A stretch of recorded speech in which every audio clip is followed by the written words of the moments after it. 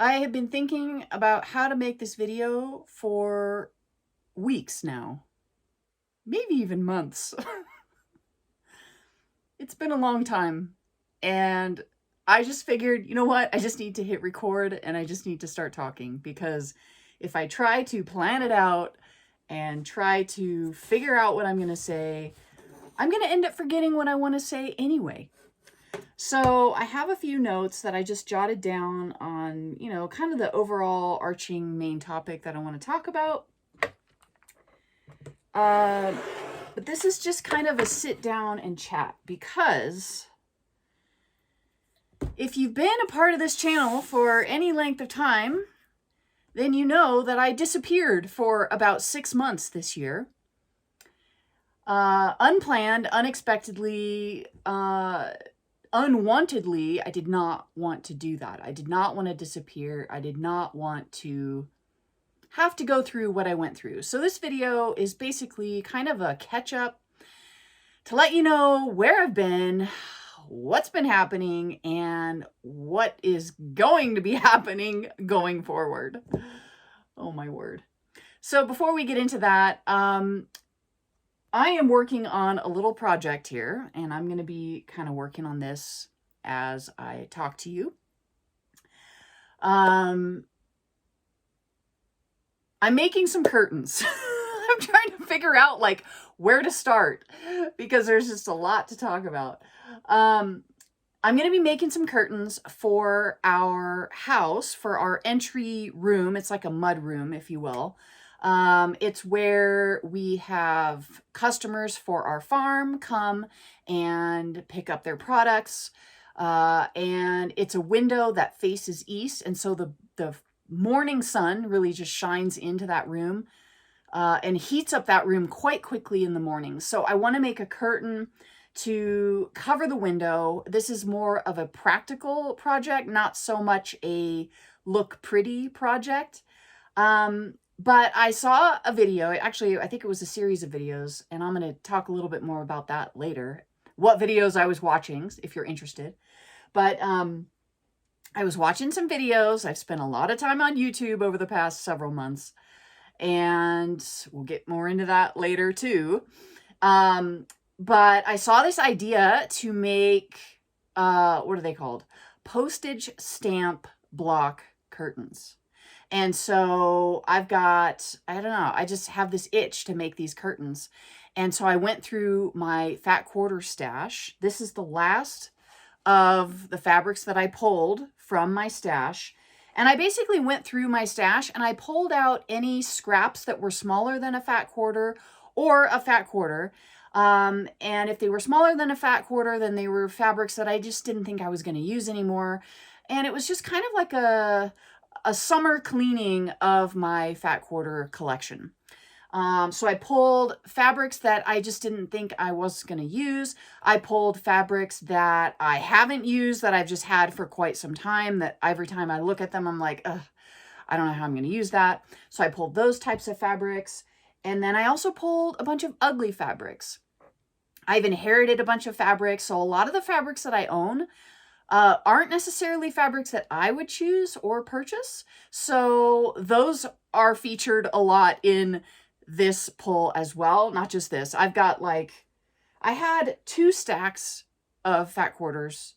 Actually, it wasn't just 2, but there were 2 that were about that tall, but it was more of like a mound of fabrics that I have been processing and cutting down to size. And I'll show you that. It might be in this video. It might be in another video, because I've got something else planned in this video that I want to share with you. Which actually I'll mention now before we get too far into it. At the end of this video, I'm going to share with you a tour of the new sewing space. So, see, I'm already rambling. So I've been gone for 6 months from YouTube and from my business. I had to close down my business in February, unexpectedly, quite heartbreakingly, actually. And I wasn't sure, and I'm still not sure, whether or not I'm going to be able to reopen my business as it was 6 months ago. I have ideas, I have plans, I have things brewing in my head. But I'm just not sure what's going to be happening going forward. One thing I definitely know is that I really want to get back to making videos. And so this video is the beginning of that. But what happened in causing me to shut down my business, we'll get into that. Because I shut down my business, I could not come into my sewing room anymore. It was such a heartbreaking, I think I need to go back and I need to tell you what happened, and then we'll talk about this. But just so you know,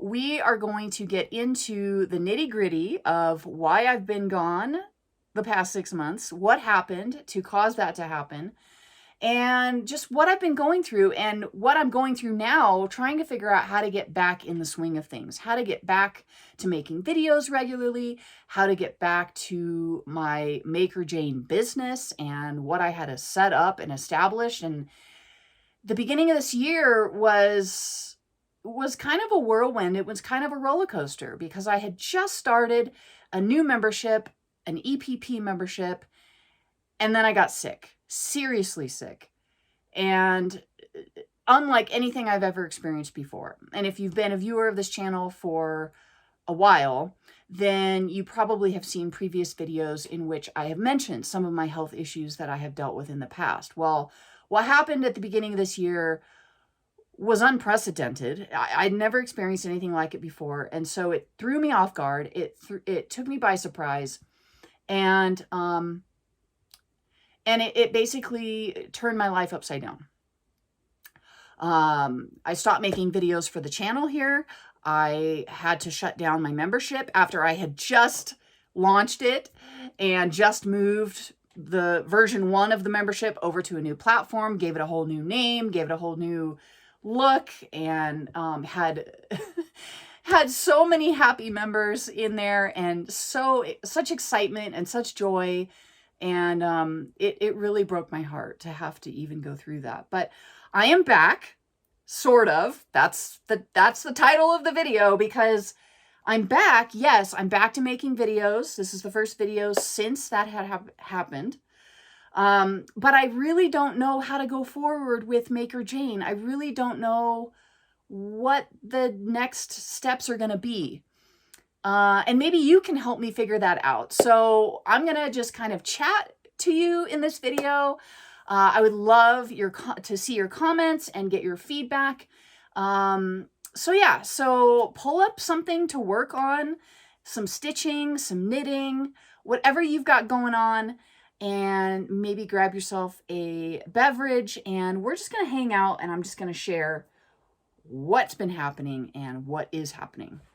And then at the end of this video, I want to share with you the new creative environment that I created here. So at the beginning of the year, after the topsy-turvy health problem that happened and everything had to shut down, I had a really hard time coming into my sewing room.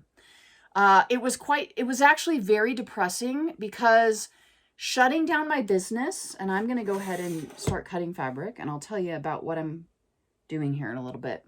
But shutting down my business, which was my dream, by the way, my dream has been to create English paper piecing patterns and a membership and do teaching and education on EPP. That was my dream. And when I had to shut down my dream with no clue as to whether I would ever be able to reopen it, coming into this room, which is where it was birthed and where it was created, and where I worked so hard for so many days and so many hours, I just couldn't come in here. I couldn't even walk in this room without feeling sick to my stomach and feeling so sad and so depressed. And just thinking about it's got me like feeling yucky again. So I had to rearrange. But that didn't happen right away because, of course, I wasn't feeling well.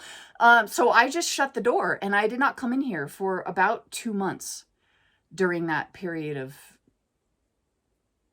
I'm just going to say it was darkness, because it was dark. It was very dark emotionally, physically. You know, I was going through a lot. I was in a lot of pain, yada, yada. Anyway, I won't get into that too much. So I had to rearrange this room, and it has been rearranged. There are still some things that I need to finish, which I'm going to be making videos about later. I want to create a new design wall. I want to just do some little things around here. You're going to see. I'm going to give you a tour. That's what I'm trying to say. I'm going to give you a tour at the end of this video of the new space. So those of you who have watched my videos, and if you were a part of my membership, either version 1, which was called Blossom, or version 2, which was called Patchwork Playground, either one of those, you probably have seen videos in those memberships of this room, the way it was set up at the time. And so you're going to be able to see what it looks like now. You know, you might even notice already the thread rack has been moved. So I'll show you that at the end of this video. And I've got another surprise for you. It was actually quite a big surprise for me as well. I pulled all of my EPP works in progress together, and I have put them over here on a tabletop. And so all of my EPP works in progress are in one spot. And I was quite shocked to realize and to see how many whips I have. So I'm going to be showing you that as well at the end of this video. So stay tuned, get comfortable, and let's do some crafting. All right. So I've already kind of told you what happened, but we're going to get into a little bit more detail. I'm not going to go too much into detail on the actual health issues, because it turns out,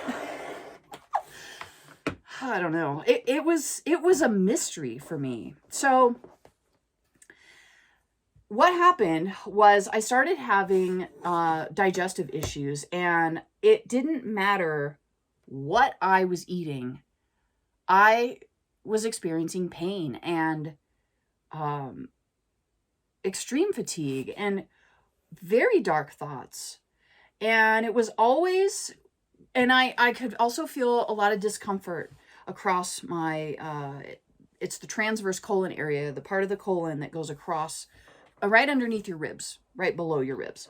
And so every time I could feel pressure in that area is when I would have these really dark, depressing, like I felt depressed. I felt very deep sense of despair and just really dark mental health stuff I have never experienced before in my life. Now, as a younger person in college, I did have some bouts of minor depression. Never clinical. I was never diagnosed with it, but that's kind of my own, you know, summary, if you will, of what I think I was experiencing. And it would come and go, and, you know, I didn't think anything of it because it wasn't a perpetual thing. But this was unlike anything I have ever experienced before in the way of mental health challenges. And so this all happened in February. And in January, the month prior, I had just moved my version 1 membership, which was called Blossom. It was an English paper piecing club, basically. I had just moved that over to a brand new platform I was super excited about. And it was like the best platform I had found up to that point. And it was everything that I was dreaming of. It was a place where the community could interact easier than in version 1. I ended up moving, you know, all the content over to this new platform. I did a big launch. It was called Patchwork Playground. And I was just so excited about it. And all the members were so excited about it as well. And we got 2 months into it. And then I started just dealing with this stuff. And what was happening is I would come in to the studio here, this little room that I work in, and the dark, like the depressing thoughts and the dark thoughts would start affecting the way that I was working. Like it would affect whether or not I would be able to work. And I would get really tired. Like I couldn't even think straight. I was so tired. In the middle of the day, like, you know, and it was always right around the same time of day. And that's when, so I don't want to go too far into it, but I started picking up on these little clues and starting to really, you know, be observant of my body, both, you know, with my eyes, but also with just the sensations I was feeling. And I started noticing patterns. Things would happen at certain times of day, or all the symptoms would happen at the same time. Like I mentioned earlier, with the pressure across my abdomen, and then the dark thoughts and the fatigue and all of that. Well, it got so bad that I had to make the horribly difficult decision to actually close the membership. I stopped making videos on my channel here, and I just had to really just turn inward and focus on what the heck was going on and how to get well. And so that's what I did. I alerted all my members, everybody, you know, that all happened over the course of weeks. That didn't happen right away. But YouTube, I just stopped making videos here for YouTube because I just couldn't handle it. I couldn't handle it emotionally or mentally or even physically. I didn't have the strength. So long story short, the business shut down, the YouTube channel shut down, I shut down, and yeah, I wasn't sure I would ever be back because it was so devastating and so dark. So anyway, 6 months later, you can probably tell already, I'm better, right? I finally figured out what the heck the problem was. I had no idea for months what the problem was. And over that time, I was just trying to, you know, be very cautious and be very careful about what I was eating. I removed bread. I removed beans. I removed pretty much everything that I could think of that I thought was irritating my colon. Nothing was working. And so just recently, in the past couple of months, I got in touch with a counselor, I guess, not really a counselor, but he's a coach. He's like a diet coach, basically.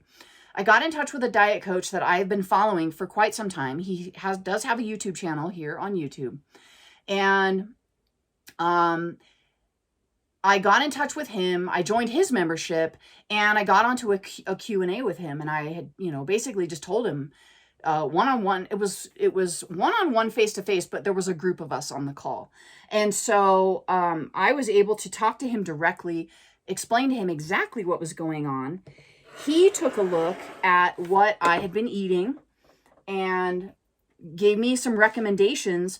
And I made one single change on one thing that I had been eating or ingesting every morning for like the past 2 or 3 years, 4 years. I stopped doing that one thing and I have no more pain, no more pressure, no more crazy fatigue, no more crazy dark thoughts. It was like the light bulb literally went off inside of me physically, and everything cleared out. I don't know, man. I don't know. It's like something so simple. How could something so simple be so devastating? I don't know. Anyway, that's my story. And I'm back. I guess, kind of. Reason I say kind of is because I don't really know. I've been doing a lot of soul searching. I'm just going to put it this way. And during this time of being so unwell, it really put in perspective what's really important in life, if you get my meaning. Like, when you realize you might be losing your life, your priorities shift, right?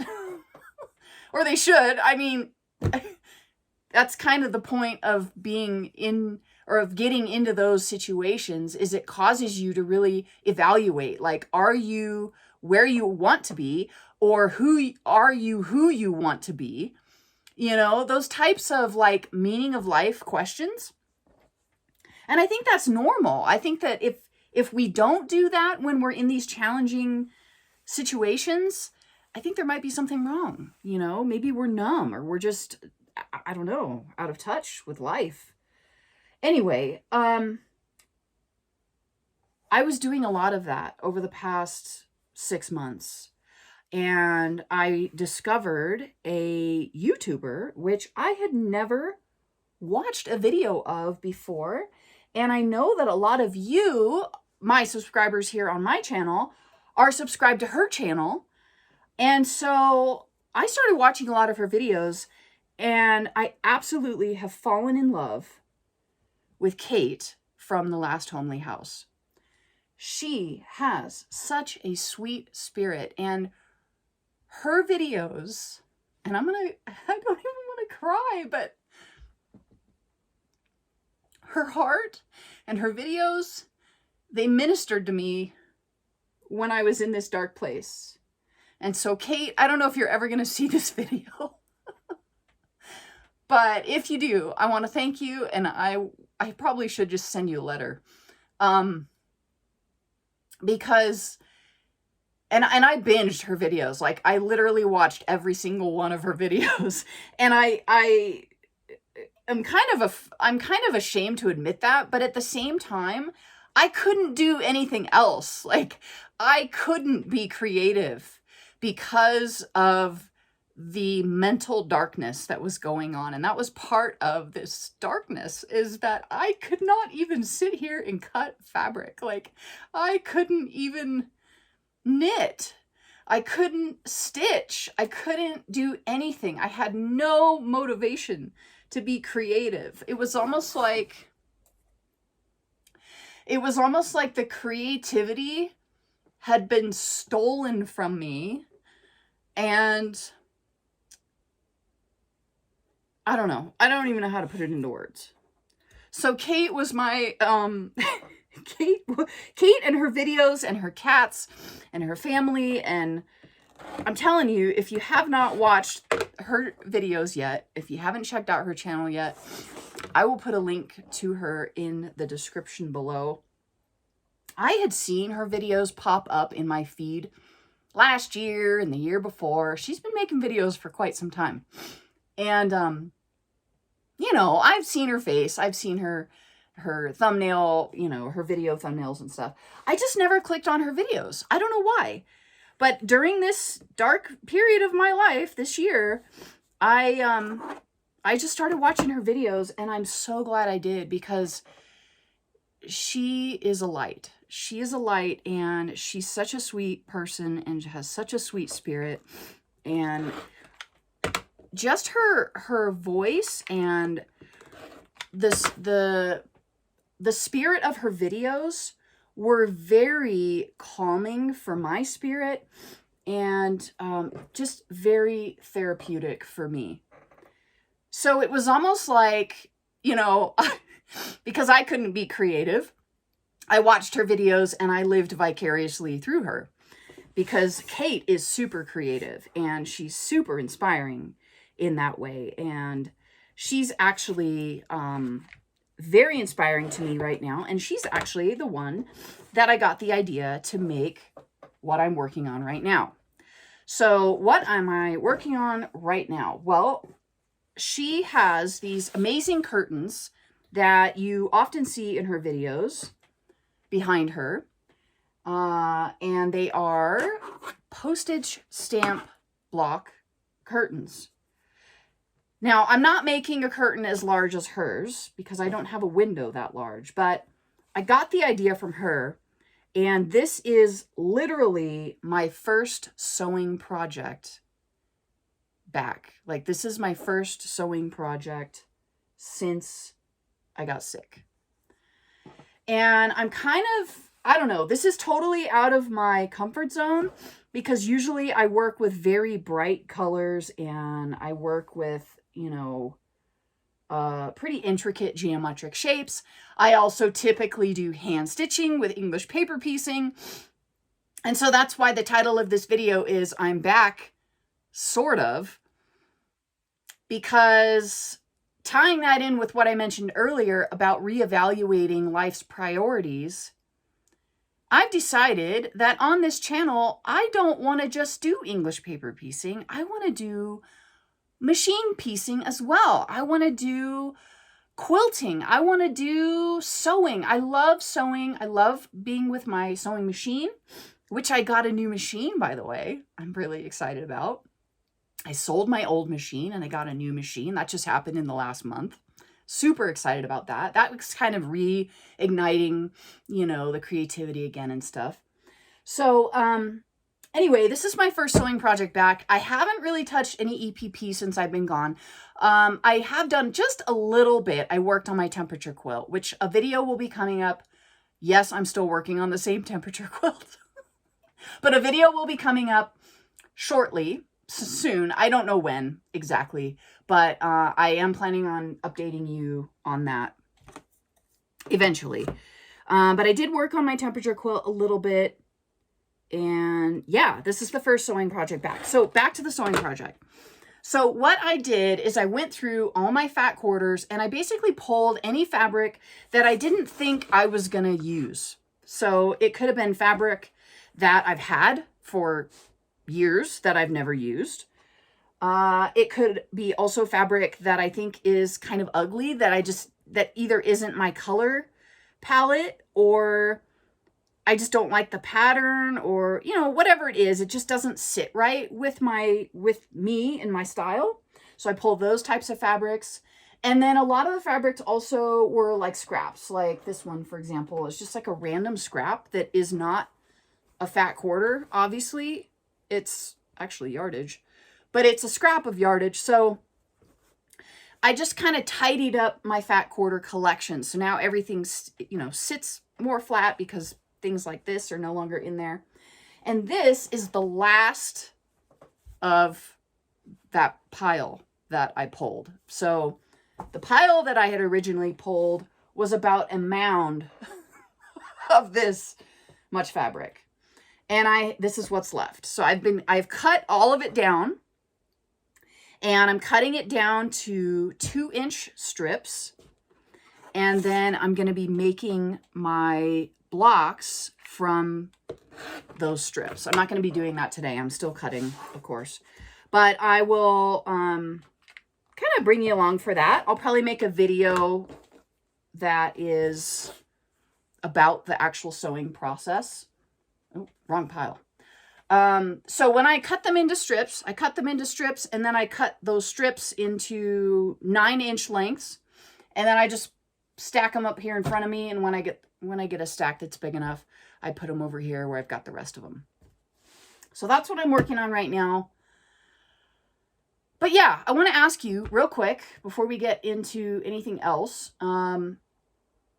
What do you think about me making videos about other stuff?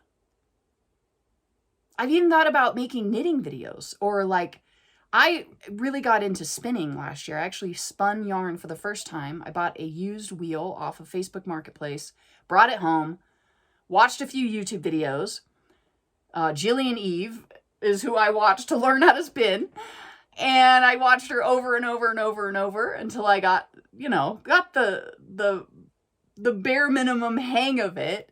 And I've just been kind of figuring that out. I haven't done any spinning though since the beginning of this year. That, like I said, I just could not be creative at all until very recently. But anyway, last year I learned how to spin. The year before that I learned how to knit. And so these are things I'm a maker, right? The name of the channel is Maker Jane. Why not? Could I make other stuff besides English paper piecing projects? Like, would you be interested in that? That's what I really want to know. So let me know in the comments if that's something you would be interested in. Yeah, I think I'm overanalyzing things, and I think that I am hesitating too much because of that, and I just need to start making videos and just see what happens. I think that's what I need to do, but I still am hesitating. So this video is also, the purpose of this video is to get your opinion, to get your feedback, and to see what you want to see, to find out what you want to see from me, because I'm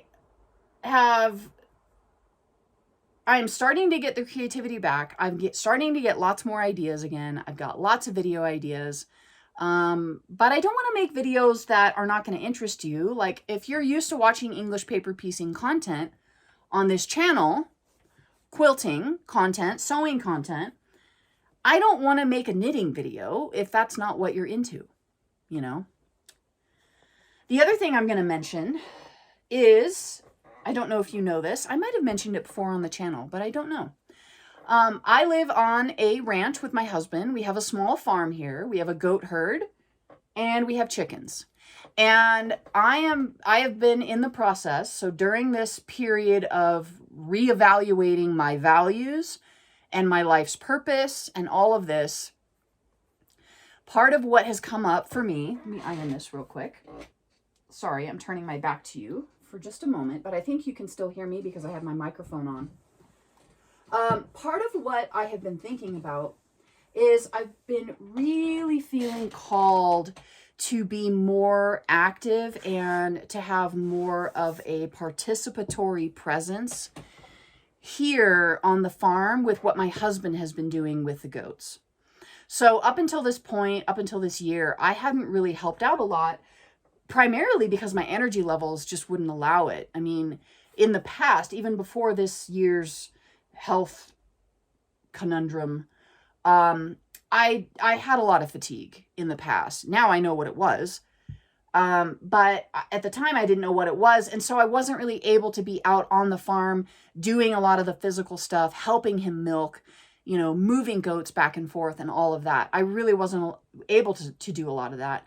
And during this last 6 months, being unwell, and even before that, I was feeling this draw and this pull to really want to be more a part of what's happening here on the farm, because being here is a dream come true as well. And I don't want to miss out on what's happening here and the beauty here. And so that's another thing that's kind of pulling at me and making me question what to do with Maker Jane, the YouTube channel, but also my business. So I'm still don't have all the answers for that yet. I'm still trying to figure out, you know, the life-work balance and which one counts as work, right? I mean, they're both a dream. They're both fun. They're both entertaining and exciting, and, you know, every day's different for both. And I wish I could do both. And I'm really trying to figure out how to do both. So I don't know how Maker Jane's going to go forward exactly. And that is, it's kind of nerve-wracking. But at the same time, I just want to be very cautious about going forward, because I don't want to commit to something that I'm not able to, you know, to fulfill on. So I hesitate to plan another membership. I hesitate to even say that I want to do, well, I want to do it, but I hesitate to say that I'm going to be doing quilt designs, because I just don't know. I don't know if I'm going to have the time for that. What I really want to make time for is videos. I really enjoy making videos so much. And I also have a dream of making videos that are more vlog style. So Kate was a big inspiration for me for that.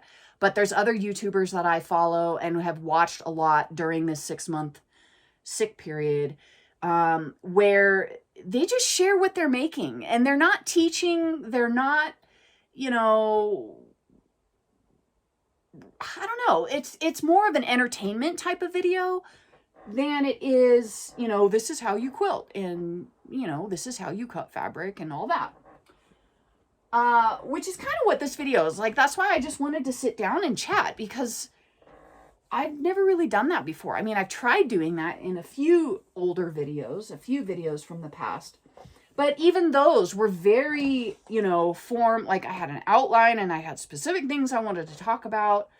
And there was a purpose behind those videos. This video is just kind of like, hey, here's what I'm doing.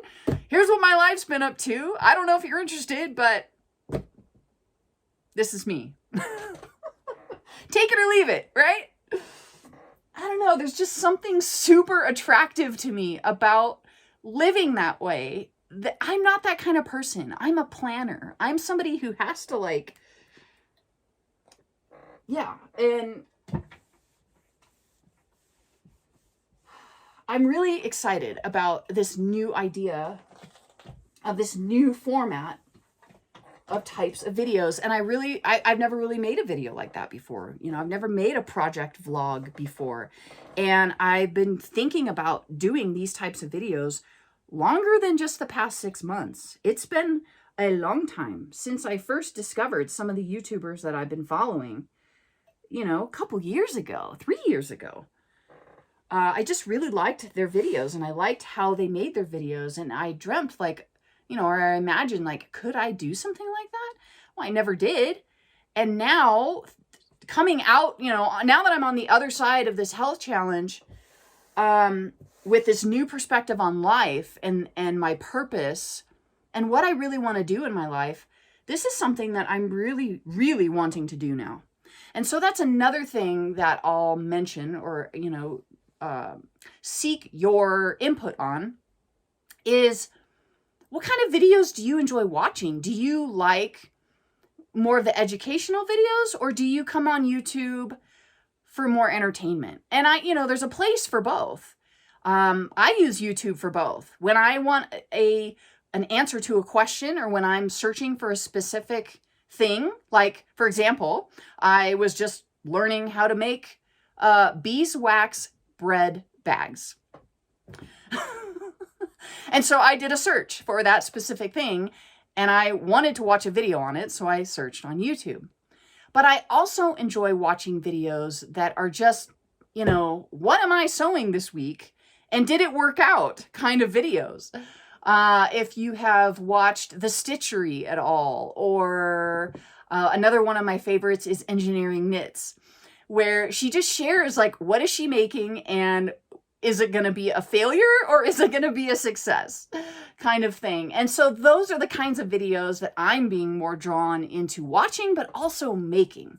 And those are also the videos that I've never made before. So what do you think? Do you prefer to watch more entertaining videos like sewing project vlogs?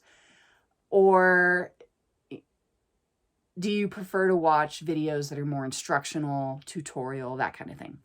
Tell me in the comments, because I really want to know, why you come on YouTube. Because as a YouTuber, I want to make content that people are going to want to watch. I mean, yes, part of what I do is for myself, but part of what I do is also, I like sharing what I do with people. And if people don't want what I have, then I'm going to, try to make videos that are relevant and helpful or entertaining or whatever. I don't know. I don't even know what I'm saying. I want to make videos, and I want to make videos that people like. That's what I'm trying to say. So I would love your feedback. Anywho, I'm going to go take a look at my notes and see if there's anything else I want to talk about.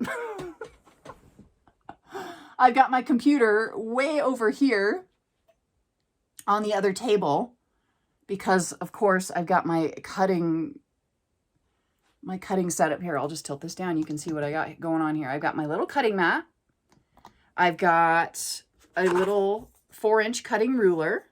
And this piece is longer than that, so I have to kind of fold it over. I got my rotary cutter. I've got my stack of fabric, and then I've got my little ironing setup here. So I don't even have to get up. This is super convenient and super comfortable and conducive to just sitting and talking. So yeah, let me look again. Let's just make sure. Yeah, changes to videos going forward. So I talked about some of the ideas that I've been having about the different videos that I've been thinking about making.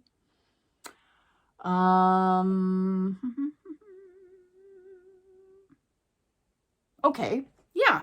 So I pretty much talked about it all, but I want to share just real quick some of the ideas for some of the videos that I've had. Of course, project vlogs is a big one. And if I did project vlogs, I could just do quilting vlogs.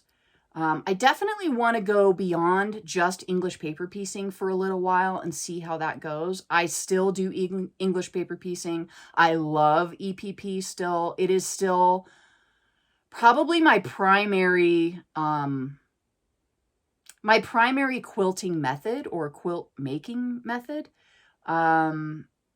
But again, you know, I'm getting into this. I'm going to start making these curtains.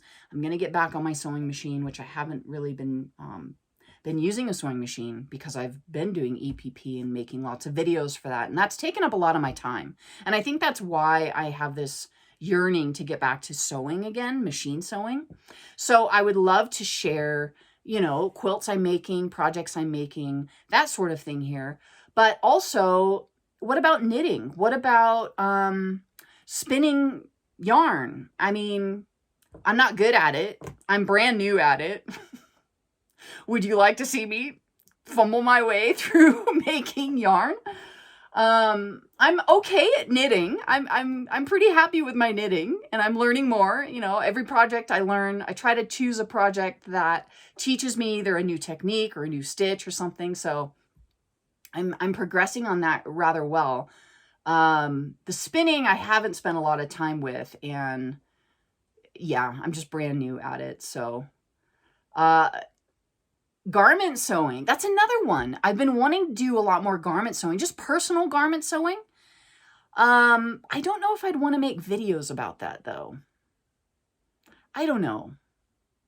Anyway, you tell me what you want to see in the comments. Tell me what kind of crafts you make. I would love to know what kind of crafts you make, because that would give me an idea what you might be interested in as well.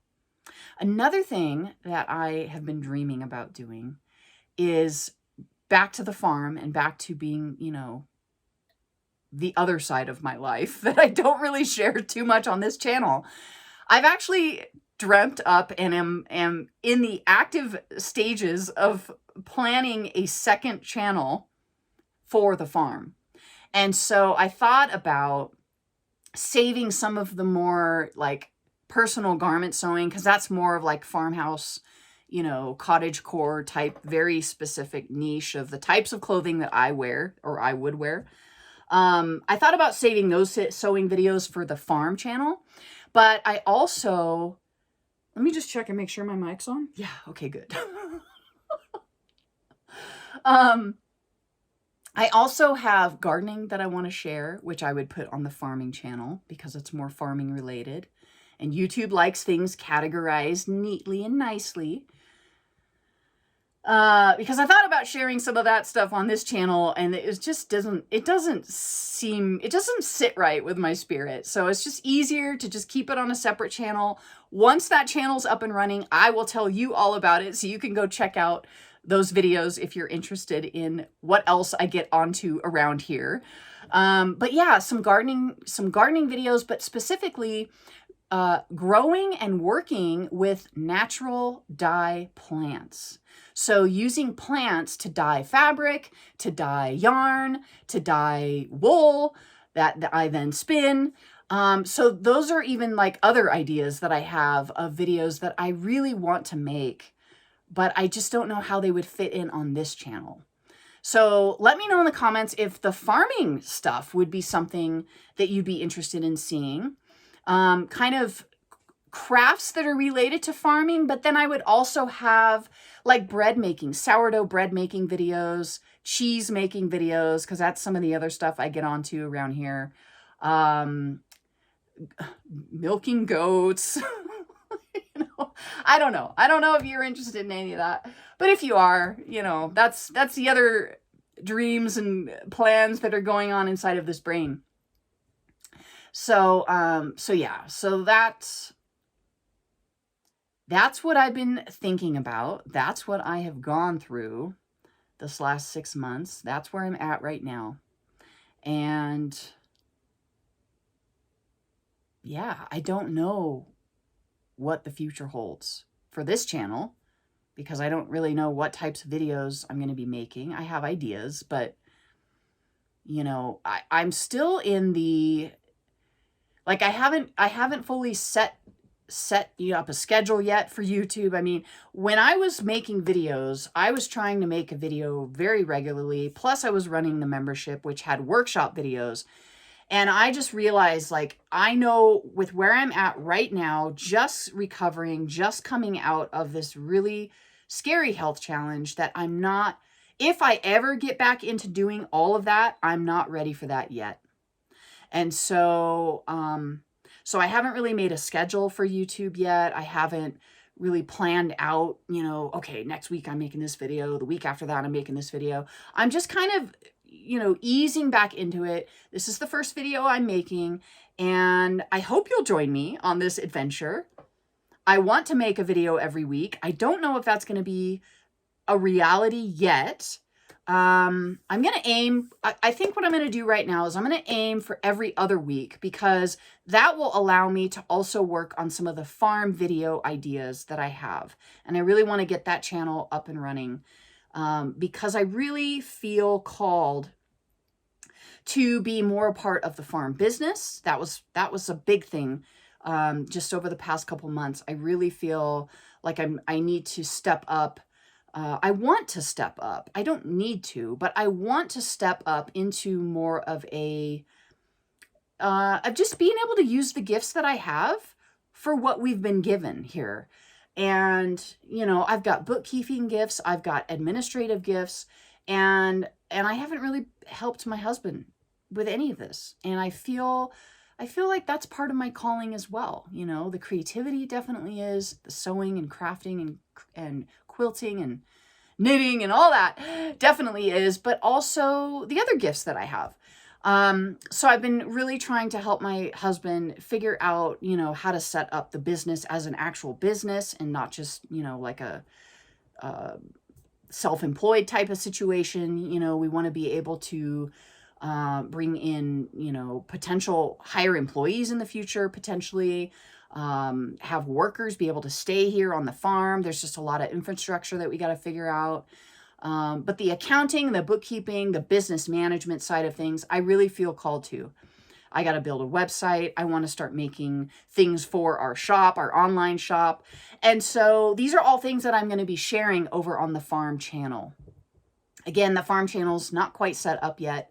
I'm going to be working on 1 or 2 videos in the next few weeks, so I will let you know. Actually, the farm channel is up, but there aren't any videos yet. So if you want to get a head start and you want to head over to the farm channel, I will put a link to that in the description. It's called Pine Hills Farm, and we're in Colorado. So if you're interested in what I will be doing over on the farm channel, you can go ahead and check out that link in the description, and you can get a head start on becoming one of my subscribers. And actually that would help kind of boost the channel and get the channel going, so that as I start posting videos, maybe I can start earning a little bit of revenue from that. Because if you don't know anything about YouTube, most people know a lot about YouTube these days, but every video you make, for the ads that are shown on the video, us as YouTube creators, we get like change from that. We get like, you know, pennies from that. But over time it adds up. And the more subscribers you have, especially for a channel that's just starting out, I can't even earn any money from it right now because I don't have enough subscribers. So if you want to help me out and you want to subscribe to the farm channel, once I get to 1,000 subscribers, then that channel will be able to start earning some income. Again, it's very little income, but as I make those videos and the ads play during the video, you know, that little bit of income starts adding up. So that would be a big help, and that would be super encouraging as well. So definitely check out the link in the description. Again, it's Pine Hills Farm, and we're in Colorado. So yeah, so that's pretty much all I wanted to share and talk about. I'm going to get back to cutting. I will flip the camera over, and in just a second, I will give you a quick tour of the new sewing room. It's not finished. Like I said, there is still things in places that I don't want them because I don't have a place for them yet. But I just thought it'd be fun. You know, you can see the mess that I'm in right now, but I don't care about the mess because I haven't been able to come in here for the last 6 months without feeling super sad and depressed. And actually, it hasn't been a full 6 months because I did start rearranging about 3 months into being unwell because I just couldn't handle the idea of not coming into my sewing room. I just wanted to come into a place where I could sit. And even though I couldn't be creative because I wasn't in that, I didn't have that ability mentally, just to be in a room with color and fabric was comforting to me. And as long as the room looked like it did when I was running my business and I had to cut my business off and I couldn't do that anymore, I didn't know if I'd ever be able to do it again, I could not come in here and feel peace. So I had to rearrange. And so that's what I did. So I'm going to show you that next. But just keep in mind, it's a mess. But it's my mess and I love it. And I'm so happy to be in here again. And I'm so happy to have my new machine and my little cutting station. And yeah. So thanks for joining me. Thanks for watching this video. And I'm going to go ahead and sign off here. But right after that, you'll see the tour of the sewing room. All right, let's go ahead and take a look inside of the sewing studio. So I'm going to flip the camera around and I'm going to give you a quick tour. Just a quick reminder, some things don't have a place yet. So there's a little bit of a mess. Well, there's actually quite a bit of a mess. Some things I have found a place for, some things I haven't yet. I haven't quite figured out where I want to put things. Some things are actually going to be moving from where they are now to another location. And anyway, I'm going to walk you through it real quick. I just want to share this with you because I'm so excited to be able to be back in here again and creating and crafting and just being in the space and being happy with the space. And that's really the key thing, is that even though this room isn't finished, it's still, you know, there's still stuff everywhere. I'm looking at it right now, which I'll show you in a minute. But even though there's still stuff everywhere, even though I don't have a place for everything, it just feels so good to get back into this room and to have a different setup too. I think that's part of it, is that it's exciting, it's new, and I've arranged it in such a way that I think this is kind of the best iteration yet, because I can see things better. And, you know, the way I like to think about it is out of sight, out of mind. And I forget about the projects that I have going if I can't see them. Which brings me to the very last thing I want to show you in this video, is how many EPP projects I found that are works in progress. So we'll get to that a little bit later. So let me flip the camera around and I'm going to show you around the room. Okay, so coming in the door, you can see I've got a new table here. And I'm going to explain this and kind of the shelving behind it here in just a second. This thing over here is it's my old design wall. And when I converted my sewing studio before into a more workable area for EPP, I wasn't really using my design wall as much. And so this wall was actually taken up by a much larger cutting table, which actually, I'll just go ahead and point out since we're looking at it, that cutting table consisted of that shelving unit and the one that's underneath it. You can't see it. Part of it's behind this table here. But both of those are IKEA shelving units. And I had created an IKEA hack, basically cutting table. And maybe I'll put a picture of one up here just so you can kind of see what it looked like. I don't think I ever showed a photo or image of that in any of my previous videos.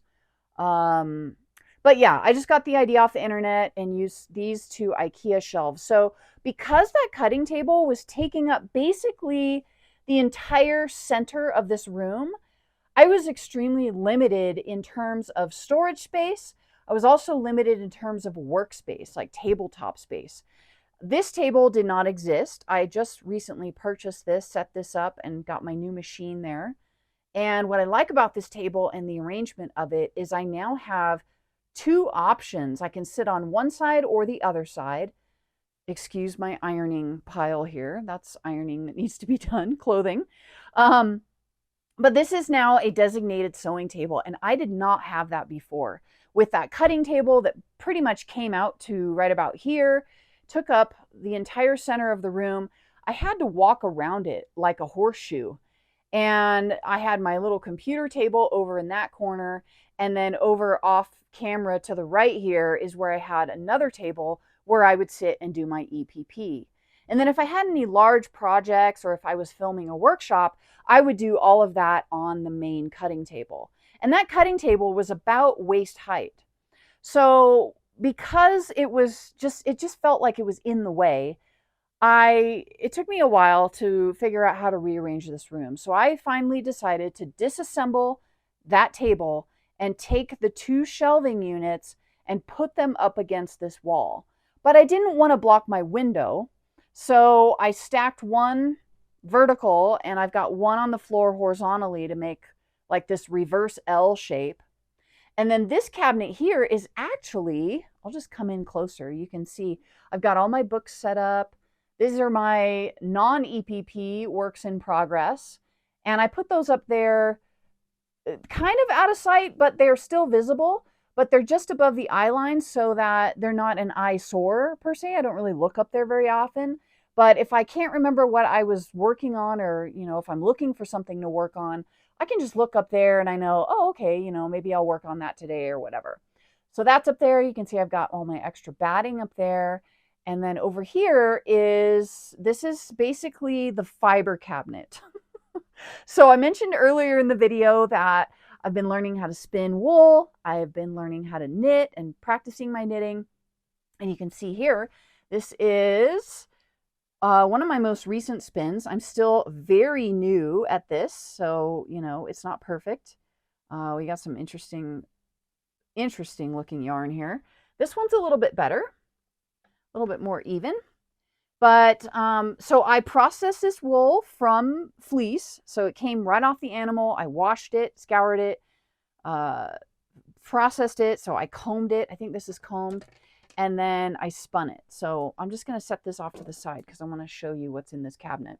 So this cabinet was actually in a completely different room before. I had no room in here to put the cabinet in here. And so what I had done is I had basically kept this room as my quilting room. And then out in the living room, I had a little corner where I had my yarn and my wool that I was processing. I also had some garment sewing stuff out there as well. And I just tried to keep them separate because I really just didn't have room in here with that giant cutting table that was smack dab in the middle of this room. Well, like I said, when I moved that cutting table, well, I disassembled it. I didn't move it out. I disassembled it. I moved the top part of it out. I was able to bring this cabinet in. And so now all of my craft stuff is in one room. Everything. I've got my quilting, my garment sewing. I've got, patterns and wool, and I've got wool up here. This is actually some wool from a local farm here in my state.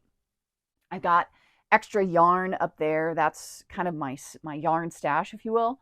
And then in here, I'm just going to give you a quick look right now. So this is kind of a mix. You can see I've got some garment sewing fabrics here. This has been there ever since it was in the other room. So I still have the garment fabrics, but on the right-hand side, we've got fiber, we've got yarn, we've got more fabric, and I'm not going to open this drawer down here because this is This is kind of a crafting junk drawer. It's kind of like just a random place it here if you don't know where else to put it kind of drawer.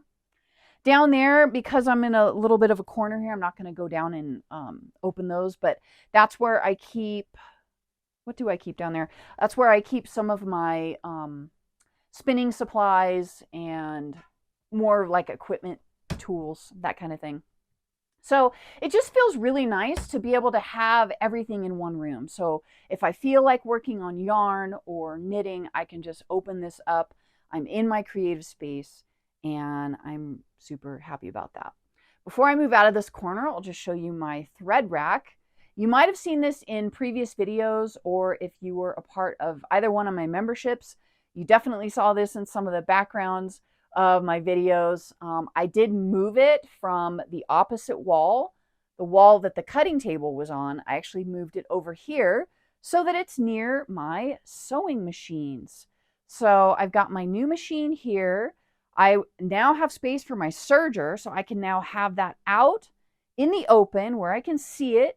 And whenever I'm ready to use it, it's right there. I don't have to dig it out of a cabinet or try to figure out where it's at. That was in the other room. That was in the living room, sitting underneath a vintage sewing machine and cabinet, which I ended up getting rid of. I did use that quite a bit, but I just don't have room for it. So I wanted to quickly show you my new setup for what used to be my cutting table. I did have these books on these shelves, but they were underneath the table, like, you know, below waist height. So I didn't see them very much. They were out of my line of sight. So it's just really nice to have them right here at eye level or just above eye level. I can see them if I'm feeling like I want to get inspired, or even like, for example, just the other day, seeing my notebooks where I keep notes for sewing projects, or if I'm spinning, I keep my spinning notes for a particular spin. Just seeing this here actually helps me to remember to take notes, because a lot of times I just forget. I don't even think about it. Another thing that I love about this is I was able to add my thread collection, my embroidery thread collection to these cubbies. I was so happy when I realized that these cabinets fit within this cubby hole. So super excited about that. Now this version down here, so this is the second shelving unit from IKEA. This is arranged exactly the same way that I had it, but I was using it for a different purpose. So these cabinets were where I was keeping a lot of my templates that were pre-cut for my shop. I had those in there just to keep the dust off of them and keep them clean and keep everything organized. I also had a lot of my packaging materials and things like that. So right now what I've done is, because that's more office work and desk type of work, I've actually moved those items out into the living room where I have an official desk now, and it's going to double as my farm desk and my Maker Jane desk when I get back into that eventually. And now what I have here is I'm keeping all of my like random notions. So I've got ribbon, I've got some muslin scraps, I've got elastic. These are just some like cardboard and plastic template material. Down here under this table, this is the new cutting table here, but down here we've got binding, zippers, bias tape, that kind of thing. And then in these drawers, I've got, you know, stashes of glue. I've got hemp core, just other random various crafts. This is my applique drawer. And then this drawer here, I've got some watercolor paints and just a few other things that I am interested in. So it's really nice, like I said, to have it all in one area. And then I really love this little spot here. So that L, this is one shelf, and that ends here. And then the horizontal shelf goes across here. And I've got this little, kind of like a little display area. It is a mess. This is kind of another place where I've just been putting stuff because I don't really have an exact spot for it yet. But I got my watercolor paintbrushes. This is actually one of my spins that I need to get off of my bobbins. I really love the color of how these came out. Anyway, so this right now is just kind of a catch-all, but I'm looking forward to kind of cleaning it up and getting it a little bit more decorated. And then this shelf here is actually, it's stayed. So this has been here and I didn't move it yet because I don't know where else to put it. It just fits so well here. I don't like that it covers the window. There is about 6 or 8 more inches to this window, maybe even more. And this does cover it, but again, I don't know where else to put it. I like that it's actually facing away from the window so that none of my fabrics are going to get bleached out or, fade over time. So that has stayed for now because I just don't know where else to put it yet. So it's fine. This is my fat quarter collection. So these are where all my fat quarters go, and I have them arranged by color. So I've got reds, oranges, and yellow. Well, that's reds and pinks. Oranges and yellows. This is all greens. And then blue and turquoise. And then, from there down, purples, violets, multicolors, things like that. Up above this, so if I tilt up, across this wall is some shelving that I've had for a while. I think it's been up there for at least a year. It's been at least a year. I think it's been 2 years. And I really love that storage area because that's where I store all my scraps. And I've got some backing fabric. I've got some cuddle fabric up there, some fleece. And then I've got linen scraps, cotton scraps. And that shelving goes all the way down that wall and then all the way across that wall. So over that door that we came in, and then over this doorway, which I'll show you what's back there in just a little bit. But super, super happy with how that turned out. And again, that's already been there. That was there before I made this recent change. So it's just nice to have that extra storage space. So this is the wall that I had that cutting table coming out from. And I had a shelf. So that's why I've got this piece of wood across this wall. This house is over 100 years old, and the walls are plaster and what's it called? It's not, yeah, it's batten board? No. No. I don't know what it's called. Anyway, it's wood slats with plaster on top. And so it's super hard to secure things to the wall without ruining the plaster and without like the plaster starting to crackle and crack and break off the wall. So my dad gave me this ingenious idea to go ahead and just put like a 1x up on the wall, secure that to the wall, and then I can screw right into that. And so that's what that's there for. I had a shelf here with some hooks, another IKEA find. And that's where I stored a lot of my rulers and cutting tools and things like that. And then my cutting table came straight out from this wall right into the middle of the room. So I got rid of that. And what that allowed me to do was get my design wall back. The problem what I'm having with now is that the material that I was using for my design wall is just too flimsy. I just actually recycled some packaging material from a sauna that we had purchased a few years back. And as soon as I saw it, I was like, oh, I know what I can use that for. But it's not going to work. Number one, it's not big enough for this wall. And secondly, it's just too flimsy and I want something a little bit more rigid. So I'm going to be working on recreating my design wall, and I will be making a video about that. So if you are interested in seeing that video, then you want to make sure that you're subscribed to the channel. So that's the design wall for right now. This is just a work in progress that has been up for a long time, or it's been in progress for a long time. I kind of lost interest in it because I actually found this as a kit at the thrift store, made the kit, and then realized these colors just aren't my colors. And so it's been pieced, it's been basted, and all I have to do is quilt it and bind it. So we'll see. I don't know when I'm going to do that.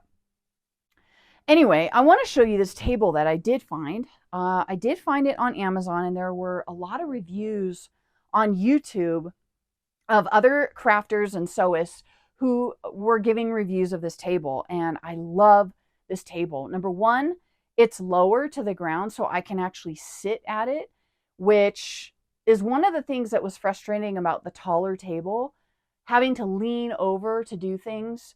And I was just getting so exhausted all the time. Having the ability to sit down and cut or to sit down and work at this table is a plus. The other thing I like about this table is that it folds up. So I'm going to show you what it looks like underneath. So it's got a metal frame, and this side and the other side has this leg that swivels. So I can lift up the table, and I just unlocked it. But basically there's a little peg underneath here that grabs hold of this so that it doesn't move, and it keeps it in a secure spot. Sorry, this is in the way. I'll try to move so you can see it better.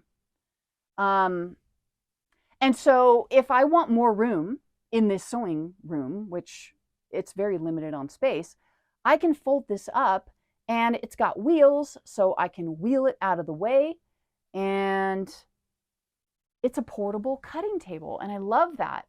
That's the feature that I didn't have in that other cutting table. It was just too large, and it was not portable, and it was just in the way.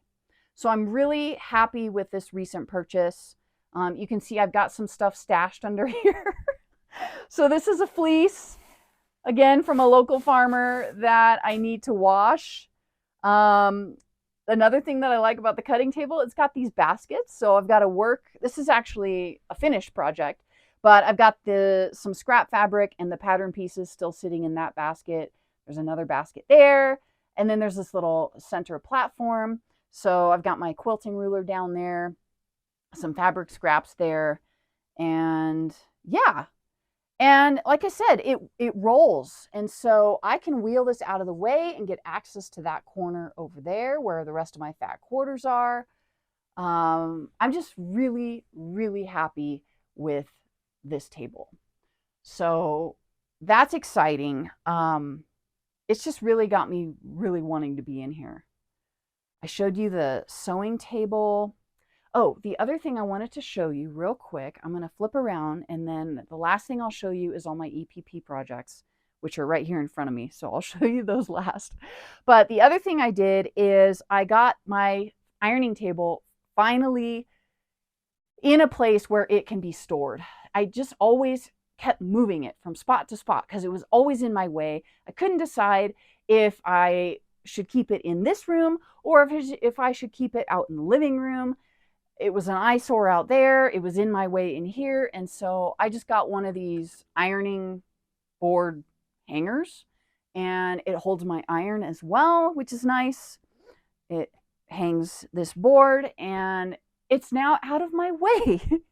And I'm not having to move it all the time. And it fits perfectly on this wall. So I'm super happy about that. Anything else over here I want to show you? Not at the moment. There's just like random stuff everywhere. Eventually, I'm going to be kind of tidying up some of the things that are on the floor. Again, I just don't have a spot for them yet. There's not that much stuff on the floor. There's maybe 5 things that I can see, like 5 distinct areas that I need to work on, but nothing major. So I want to quickly show you what's behind the white curtain. This is actually my fabric stash. So this is like the larger quilting cotton cuts. So this one goes in reverse. We've got red and pink at the bottom, and then we go up to blue and purple. And again, these shelves are, I think these were IKEA shelves. They're just smaller shelves. And then in the back corner of the closet is my garment fabrics. So there's like random stuff that I found at thrift stores. There's a lot of linen because I used to sew a lot of linen when we lived, before we moved to where we live now. So I've got linen scraps. I've got a little bit of denim and a little bit of jersey and like sweater knit types of fabrics. But you can tell that because it's in the far reaches of the closet, which this closet isn't that big, it only goes to that wall right there. It's really not that big. But you can tell just being in that darker area, I don't really get into that very much. And having all of my crafting stuff in one room finally, it's inspiring me to want to get back into more garment sewing. And so I'm excited to start using some of that fabric that's back in the closet there. So yeah, and then I've just kind of got like, random storage stuff. I've got pattern making paper. I've got mounts and clamps for cameras when I'm doing workshops or when I was doing workshops. I got some background things for taking pictures of patterns and just some random bags if I need to go shopping or something and need a bag or want to take a knitting project with me somewhere. So that is the fabric closet. And I decided to put this curtain across just to help keep the light out. Because we're in Colorado, the sun here is so bright. We're at such a high elevation. So the sun is very intense, and I can actually see that intensity in the garden as well. The garden is affected by it. So I decided that that curtain would be a good way to just kind of break up that light, to diffuse that light a little bit, and to prevent the fabrics from fading any quicker than they need to necessary. All right, so we are on to the final area, and I'm trying to do this quick, but there's just a lot in here. So one thing I did do, this was not here before. Like I said, I think I mentioned earlier, I just had like a lifetime table right here, and this is a very short wall, so it was only the small lifetime table, and that's where I would sit and do my EPP. And it was just a table. It was nice and clear. I had just one little lamp on it, and that's actually where I would set up my sewing machine. And when I wasn't using my sewing machine, I would take it off that table, put it somewhere else, usually over on the cutting table, so that I could have that table to work on my EPP. Well, what I decided is I had this dresser out in the living room, and it's got thread. The top drawer has thread. Let me see if I can open this up and show you. It might not open without two hands. Yeah, it's a pretty long dresser. There we go. So this drawer is full of thread. And other things. I've got some embroidery thread in here, some embroidery supplies. I don't want to open it too far. Yeah, further in the back, there's some embroidery supplies. The next drawer down, I think is, oh, I know what that is. That's all my serger thread. So, well, you know what? Let me put the camera right here. That way I can have my hands free. Okay, here we go. So this drawer is serger thread. And then I've got like buttons. These are buttons I use for making needle minders. So I would really like to get back into making needle minders again and have those available in my shop. It's something I've been thinking about more recently, and I really want to get back to that, make some more of those. What else? Oh, just random ribbon stuff when I was exploring sewing and decorating quilts with ribbon. So that's that drawer. This drawer and the drawer below it is more garment fabrics. And this is kind of where I was starting to pull, I would start and pull patterns that I wanted to work with. And then I would stash them in here as like, the next pattern I want to make. Well, I would stash them and then they'd be out of sight and they'd be in the other room and I would completely forget about them, or I'd get distracted with something else. So I have projects in here and I have fabrics and garments that I wanted to repurpose or use as a pattern for something. I've got some vintage laces in here. It's just kind of random, but at the same time, it's all garment related. So it's just nice to have it in here now because I know what's in here, and seeing this when I'm in my creative space helps me to be more mindful of it. These fabrics, this is just a bunch of muslin, but the fabrics below it are actually sheets. well, not this one, but most of the fabrics below it are sheets that I purchased at my local thrift store. And I had some ideas to make some skirts out of them. I'm not sure I'm going to do the same thing that I was originally planning, but they're there. Some of the fabrics coordinate, so I'm really looking forward to getting into those eventually. And then down here, I've just got some more embroidery stuff kind of tucked underneath here because it's more of like vintage. Let me show you some vintage like embroidery, you know, what do you call these? They're not patterns, but they're templates that you can embroider over and make a little doily, things like that. So this was stuff that I think I had inherited from my mother-in-law after she passed, and I didn't want to get rid of it. So I just put it in a box, and one day I will hopefully get to that. So that is that dresser. But what's on top of the dresser is all the EPP projects that I didn't realize I had so many in progress.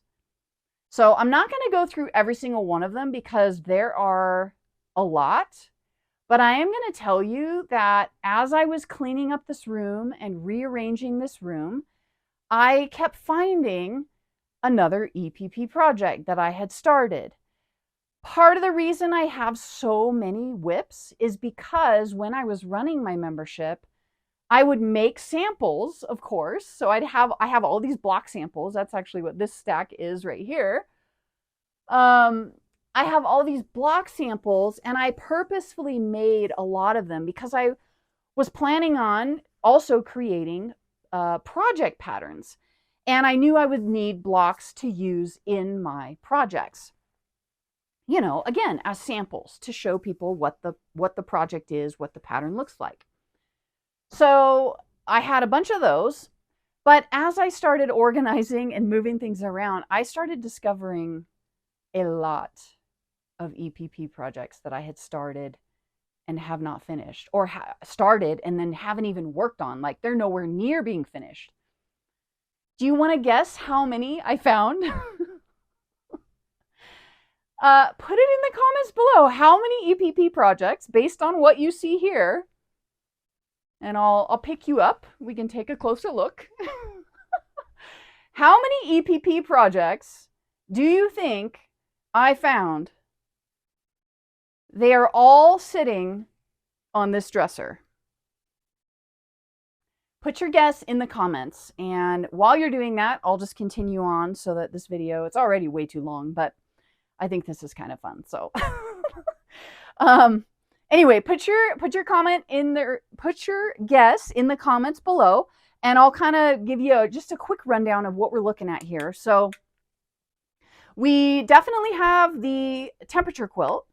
You may have seen some of my previous videos there. I recently did make a little bit of progress on it, but for the most part, I haven't made very much progress on it. So here is the quilt top, unfinished yet. I still have these to add. I think there are 4 or 5 more rows here. And then I need to add more as like a boundary around it. So that's one project. Here is a project that I started basting. I think I made 1 block, and I decided I loved the block so much.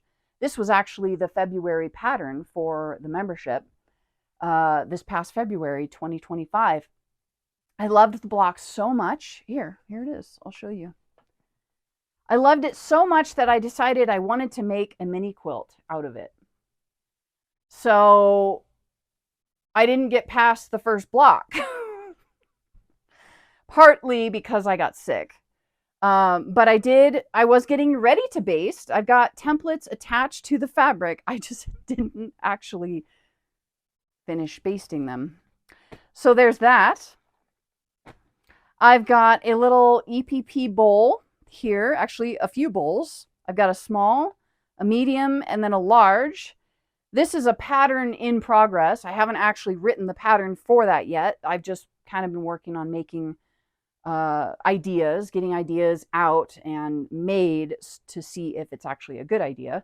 And then the next step would have been to start making a pattern. I hadn't decided whether I was going to do a pattern or maybe just a video, a free project on YouTube. I may still do that. So that's why that's all sitting there. This actually was a sew along project that we were just getting started with this year in the membership.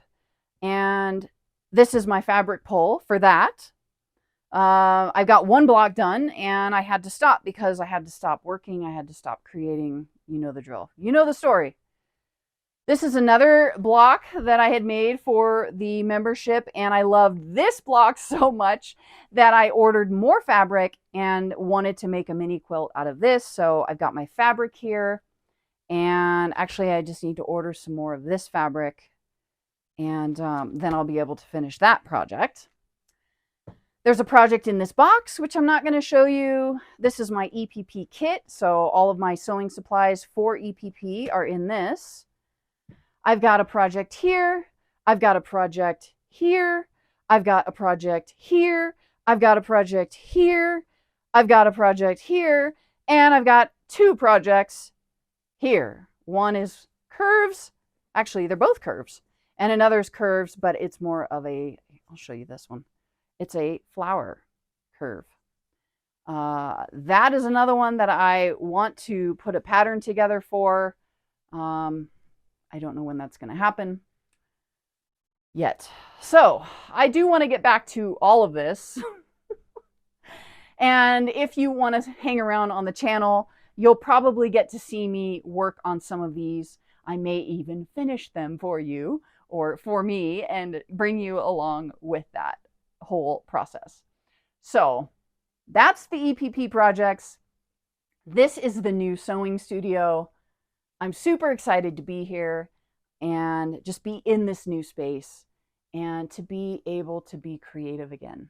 It means so much to me, and it really gives me meaning. Being a maker, that's what I do. That's who I am. And when I'm not making, I am very unhappy. So I'm going to leave you with that. That is the tour of the sewing room. I love to know, how many EPP projects do you think that was? You could probably count them with me as I was going through there. So put your guesses in the comments below, and anything else you'd like to say in the comments, I would love to read them. I do read all of your comments. I haven't recently because I haven't been on YouTube, obviously because I was sick. But now that I'm kind of getting back into the swing of things, I do read all of your comments. I might not be able to reply to everybody, but I definitely read all of your comments. And I thank you so much for spending time with me and for coming along to be part of my creative journey and to share EPP with me. So thanks for watching, and I'll see you in the next video. I don't know what that's going to be about yet, but it'll be something fun and something colorful. So I'll see you next time. Bye for now.